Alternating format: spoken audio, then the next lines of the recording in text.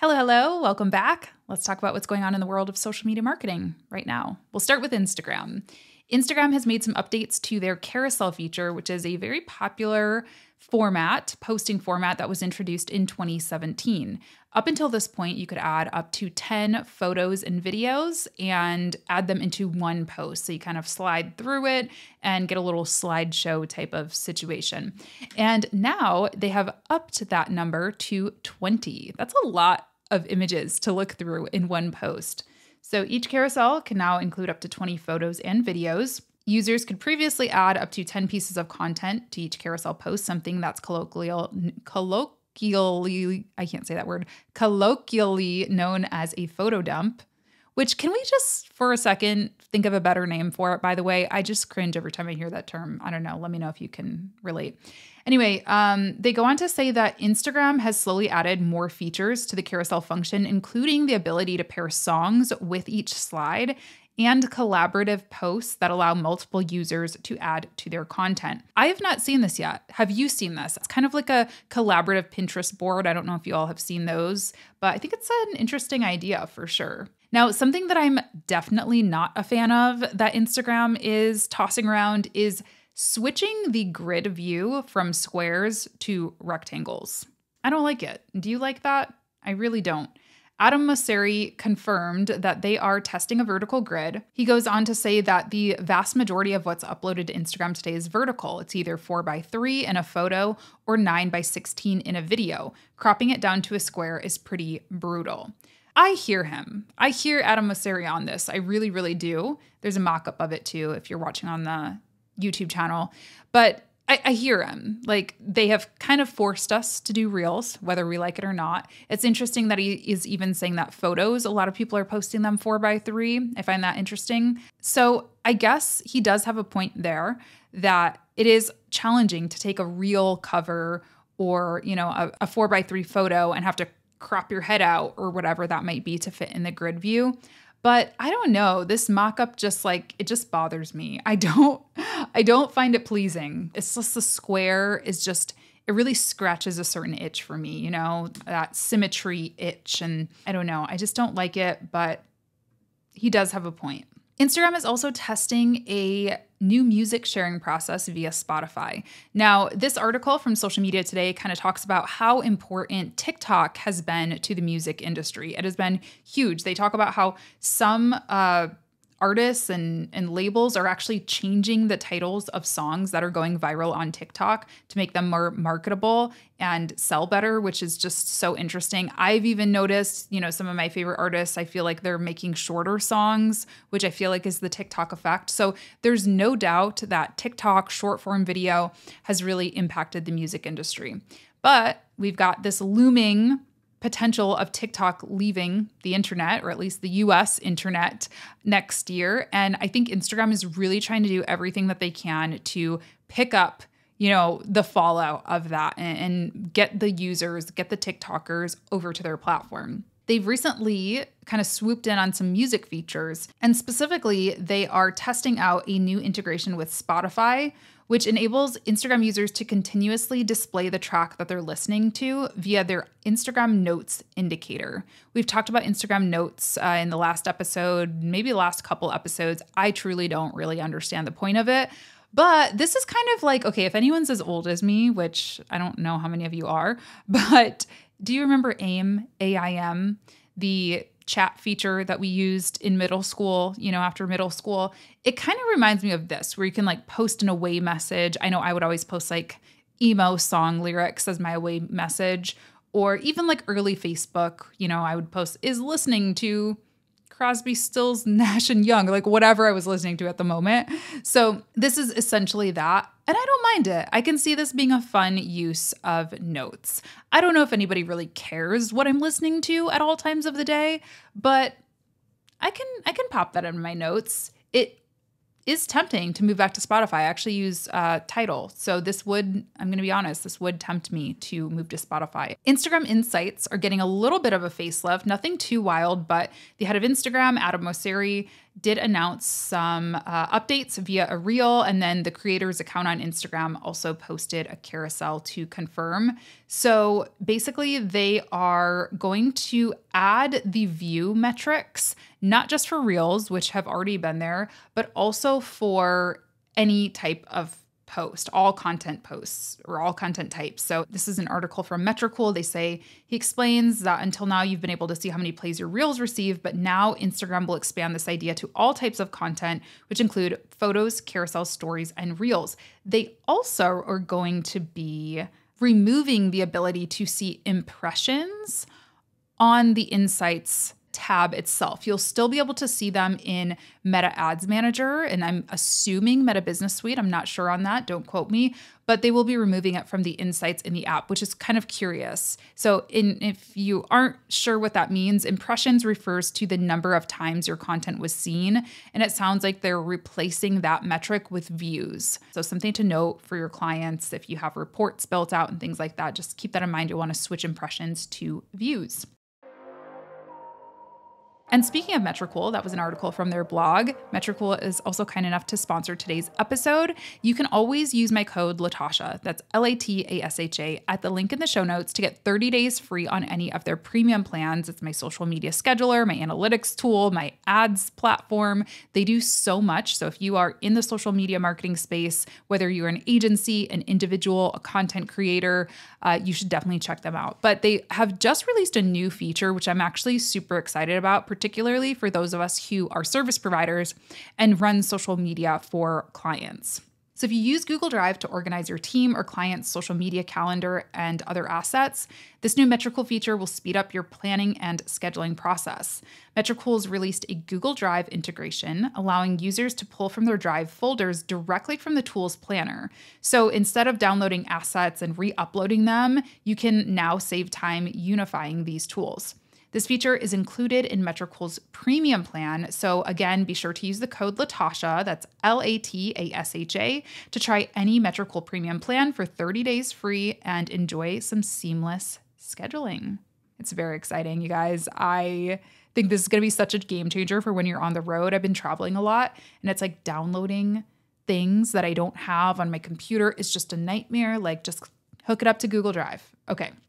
Let's talk about X, the platform that has always given us some interesting news. X has accused advertisers of boycotting the platform in a new lawsuit. Pretty wild. So Elon Musk's social media platform X sued a global advertising alliance and several major companies, including Mars and CVS Health. They have accused them of unlawfully conspiring to boycott the site and causing it to lose revenue. The lawsuit also says that they collectively withheld billions of dollars in advertising revenue from X, and that they acted in their own economic self-interest in a conspiracy. So that's pretty wild. We'll have to watch. I have nothing really to add on that because I am not a lawyer, and obviously we got to see what happens with that. But, you know, as we can remember, if you've been following along in this series from the beginning or just following social media news, X was bought by Elon Musk.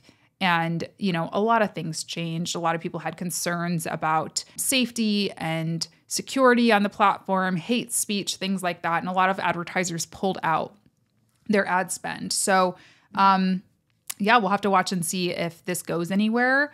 I am not extremely confident about it, but again, I'm not a lawyer, so let me know what you think. I could be completely wrong. Something cool that X is doing is they are launching a video conferencing tool. It looks like an employee, his name's Chris Park, he shared a screenshot of the tool to his X profile.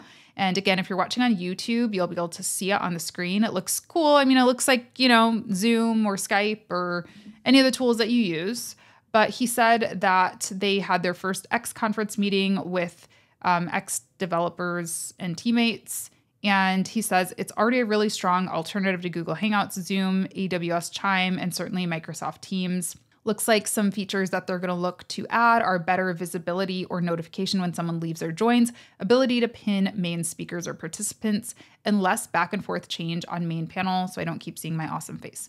So this is interesting. I know a couple weeks ago on Threads, there was a lot of discourse about Zoom and how people were like, it's so expensive. Why are we still using this? I use Zoom. I'm curious, do you pay for a video conferencing platform? And is this something that you could see yourself using or trying? I would maybe not try it just because I kind of stopped using X overall. But if I was an X user, this would be an obvious choice. And again, Elon Musk really wanted to turn Twitter, move it away from being Twitter and the little like microblogging app and turn it into the everything app, the place where you go for all the things, including video conferencing, financing, all kinds of things. So there we go. All right, I'm going to give TikTok a little bit of love, a little bit of credit, which I don't always do, as you may or may not know. TikTok drives me a little wild sometimes, but I think this is a really, really positive thing. There is a pilot program happening in Texas, which displays Amber Alerts in the TikTok app. So it's exactly what it sounds like. We've all, unfortunately, I wish we haven't all experienced this, but if you're in the United States, we've all experienced it. We get a loud alert on your cell phone, often in the middle of the night, and you freak out. And it is an Amber Alert, which is a safety notification specifically about minors. It's a very important thing. And now, since we've changed how we interact with technology, it makes sense that social media platforms might want to start incorporating those into their platforms. So especially for young people, they're on TikTok. Vice President of the National Center for Missing and Exploited Children said they're going to help us get in front of that right audience. He also says that effective immediately, if there's an Amber Alert activated near you, you'll see a card in your TikTok For You page as you're scrolling through videos. So it just makes it a little bit harder to ignore. I mean, I'm sure you'll still get the phone alert, right? But I know sometimes if I get a text message or I get like a tornado warning or something, I just like close it out, like whatever, which is probably bad about the tornado warning. Like I should probably pay attention to that. But, if it's on TikTok and people are very addicted to what they're watching, this will kind of force them to really consume the information and pay attention to it. So I think this is great. What do you think? Another thing that I think is actually kind of good, which again, I don't say very often about AI tools. I'm very picky about the AI tools that I use and that I support. And I think this one's kind of cool. Of course, I think it has the potential to be abused and to hurt people. But TikTok is enabling users to create their own AI voiceover voice. So you know how you can use like these silly, like robotic computerized voices on TikTok to do the voiceovers for you? Well, basically TikTok is enabling you now to make yourself into a robotic voice. So you can voice over your TikTok clips without actually having to talk into it necessarily. You can kind of create this new AI version of your voice. And yeah, I think it, again, obviously has the potential to be abused in a number of ways, because we could just probably upload a million clips of like Ariana Grande talking and make her say things that she didn't really say or whatever.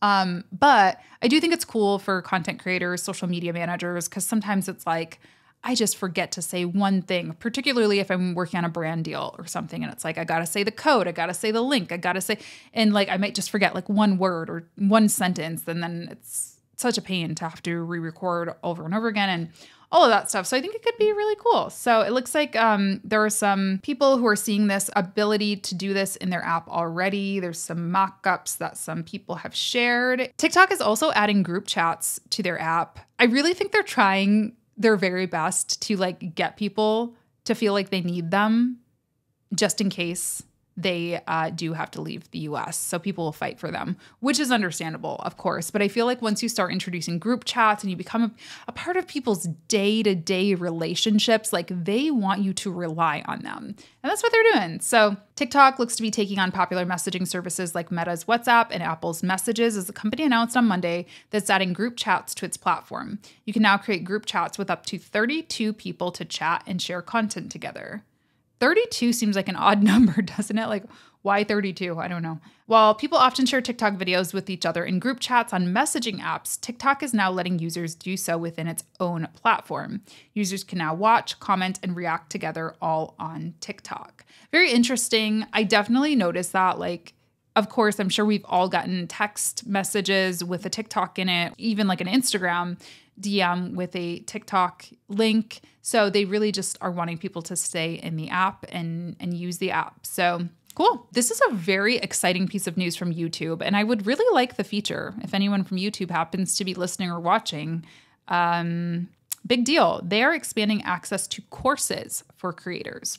If you are a YouTuber, you know that you can upload different types of videos. You can upload and designate things as a podcast. Well, apparently you can also do it as a course. Not everybody has access to this yet, but it is rolling out to select creators. Again, I would love to test it out. I have a lot of courses that I would love to try to sell on YouTube or give away for free on YouTube, but you can designate videos as courses. You can also add things like quizzes and discussion sections to those videos to make it like a true learning experience. YouTube says that once you designate a playlist as a course, your course will have a special course badge on the watch and playlist page, as well as in search home, watch next, and anywhere else that your course appears. Courses will appear in a dedicated tab on your channel page, and your course may be featured on youtube.com/courses for easy discovery. So again, if you go to my YouTube channel, there's a video tab, there's a shorts tab, there's a podcast tab. Someday, hopefully, there will be a courses tab, and it sounds like you can either choose to charge for the courses or you can make them available for free, which is great. I'll probably start by just uploading some free courses onto there and seeing how that goes. And it looks like, yeah, the options being expanded to many more creators and channels this week. I always say, when you're trying to sell something, just the minimum amount of clicks that people have to take to get to the end point, the better. You don't want to drive people off platform. YouTube is a platform that people trust as well. So if they're entering in their credit card, they're going to feel a little safer doing that than an external third-party website sometimes. So I'm really excited about this. In other YouTube news, YouTube has officially become the first streaming platform to surpass 10% of TV viewership. So this is based off of a Nielsen report, which states that streaming accounted for 41.4% of TV viewership in July 2024, which is huge. And within that share, YouTube reached 10.4% of total streaming viewership, marking the first time an online platform has crossed this threshold. YouTube accounted for 9.9% of TV viewership in June 2024 and experienced 0.5% growth in July, which is significant month-on-month growth. Isn't that fascinating? That's a lot. 10% of TV watching essentially is YouTube. And it's so funny to me when people say YouTube is dead, YouTube is dying, short form's taking over. I'm like, what? Look at this. I mean, it might not be as trendy or as hot as it once was, but it's a lot. It's everything. I mean, everybody uses it, it reaches such a wide range of people and has just really become a daily part of our lives. We put it on our TVs, we put it on our computers. Fascinating. The point of me bringing this story up is just it's not too late to start YouTube, and you probably should be starting YouTube because a lot of people are watching YouTube still. I talked about this feature a while ago. I actually was on a podcast with Michelle J. Raymond. She is a LinkedIn expert and consultant, and she gave me a little sneaky tea on this and told me LinkedIn's going to kind of turn into TikTok soon. And she was right. LinkedIn has officially launched in-feed video carousels. I noticed this the other day when I got on LinkedIn. There was a video tab. It was videos for you is what it said. And there were vertical video thumbnails and I could scroll through, click on them. And I think now is the time to be an early adopter. If you have a robust TikTok, Instagram Reels, YouTube Shorts library, get on that. Download them, take the watermarks off, upload to LinkedIn. Even if you're new to LinkedIn, I think now is really the time because this is so new. This is on my to-do list for myself next week is I need to just repurpose a bunch of my vertical videos over onto LinkedIn since this tab is out there. And I haven't really known what to post on LinkedIn personally lately. It's just felt a little stale for me. I don't know. I just haven't been loving it.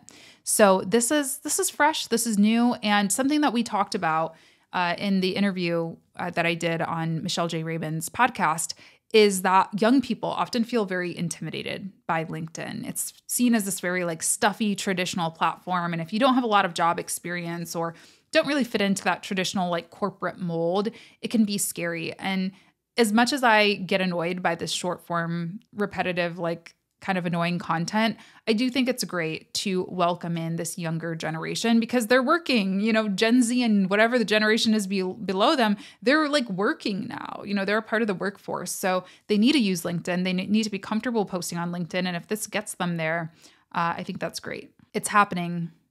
It's happening. Here's my my monthly Threads rant. The platform that could have been so great is stressing me out a little bit, but it's business. Threads has been spotted exploring ads. However, they say that there's no immediate timeline towards monetization. So I think an app developer posted that he essentially saw in the code, in the JSON code, he saw a file that had advertising lingo essentially in there. Basically, the infrastructure has been built to support ads on Threads. So it's coming, I'm sure. And none of us should be surprised about that, right? I mean, Threads has been out for over a year now, and it's kind of still a free-for-all. There's no advertising. They're slowly starting to roll out creator monetization, which I have some thoughts on. I'll get to that in a second. And yeah, they got to make money. They got to make money. So we all knew this was going to be coming. And they did say, let's see, it looks like Meta responded and downplayed urgency around testing ads. They said, we're not testing ads in Threads at this time, and there's no immediate timeline for monetization. However, Instagram head Adam Mosseri said in April that Meta definitely plans to bring ads to Threads. He goes on to say, I get why people have concerns, but at the end of the day, we're a business, and Threads needs to make enough money to pay for the people and servers that it takes to run the service and provide it to people for free, which, yeah, it's business. I wanted to just quickly touch on the monetization program. Some creators on Threads are getting access to a bonus program, which essentially works the same way as the Instagram Reels play bonus worked. And you can earn money for posting Threads, which surface level, great. I love to see creators get paid, but let me know if you can agree with this. I just feel like the quality of posts has went so downhill ever since that was released. It's like everything is a clickbait. Everything is a really vague post. People are arguing. It's just getting weird and controversial. People are saying things that are complete rage bait, if you will. And it's a little sad because I think Threads really had some potential to be a really personal, human platform. Threads is also deepening its ties to the open social web, aka the Fediverse. I talked about this a few episodes ago. You have the ability to turn on in your Threads profile Fediverse sharing as well. I went ahead and toggled it on. I figure why not expand my reach a little bit for anybody who's on any other platforms on the Fediverse like Mastodon, PeerTube, Flipboard, and other apps like that. Meta announced recently that users on Threads will be able to see Fediverse replies on other posts besides their own as well. I noticed this on a couple of posts that it said one Fediverse reply in addition to all of the Threads replies. So it's just really weaving us all together and creating this connected internet. I'm all for it. I don't fully understand it, I'm going to be honest, but I think it sounds pretty cool. Okay, and then one big piece of creator news that I want to talk about is this FTC update. So the FTC has officially banned fake online reviews and inflated social media influence. This rule takes effect in October, so you better stop buying your followers. You better take down all of your weird, sketchy, fake AI-generated or paid-for testimonials because the FTC is coming for you, and they're coming for you soon. If you're doing things right, you have nothing to worry about. I got nothing to worry about. I have nothing that is AI-generated, fake reviews, paid for reviews. I've never bought followers or bought engagement.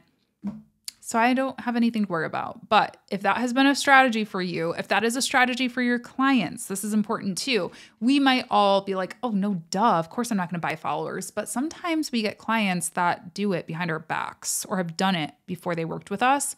It's important to just bring this up to them and be like, hey, let's make sure we're not doing this, right? I think this is obviously mostly aimed at creators. And the thing is, when it comes to fake followers, there's a whole economy behind this, right? If I get a sponsor and they look at my number of followers or number of average views that I get on a video, they're going to make a calculation in their head and, assume, okay, if she has a 2% conversion rate or whatever, we're going to see this dollar amount of ROI or return on investment. And that determines how much they're going to pay me as a creator. It's business, right? It's not just because they like me or because they think I'm cool. There's calculations behind that. And if you're lying about your followers, lying about your engagement, you're essentially frauding that company out of money, So we've got to take this stuff seriously. It's just the right thing to do is to grow organically and honestly. And about fake reviews, I mean, I think that one goes without saying. The FTC has said fake reviews not only waste people's time and money, but also pollutes the marketplace and diverts business away from honest companies. So they are specifically prohibiting marketers from using fake reviews such as those generated with AI technology. And along with that, they've also said that they're forbidding companies from paying for either positive or negative reviews to falsely boost or denigrate a product. It also forbids marketers from exaggerating their own influence by, for example, paying for bots to inflate their follower count. So the review part is interesting. I can't say, hey, Jimmy, I don't know, first name that came in my head. You took my course, the Social Media Management Accelerator. I'm going to pay you $50 to write a review about it. I can't do that, which I never have. And I also cannot say, hey, Jimmy, this other coach, educator has a social media program. Can you go leave a bad review about them to make me look better? And I'll pay you for that. I can't do that anymore either. Not that, again, I ever have done that. So just something to keep in mind. I think this is great. I think it's kind of sad that it's taken this long to like officially put this into the FTC guide, because this should have been done a long time ago, but it's happening now, and that is a wonderful thing. That's all I've got for you. Let me know what you think of these stories. As always, these are my favorite episodes to hear from you all on. So leave me a comment on YouTube. Metricool is the sponsor of today's episode, so be sure to use my code Latasha. It helps make these episodes possible and keep them free. So the link for that will be in the show notes. And yeah, if you are interested in joining the Social Media Management Accelerator, which has all organic, non-paid for reviews on the landing page, you can go check that out at latashajames.com/SMMA. We're starting class in a couple of weeks, September 25th, I believe. So doors will close a few days before that. Make sure to get in there if you want to. It's a great time. My favorite thing to teach. It's a 4-week live course with lifetime access to all the lessons and replays. So you should join if you want to be a social media manager. If you are a social media manager, work in digital, it's a good time. And thanks so much for tuning in. I will talk to you in my next one. Bye.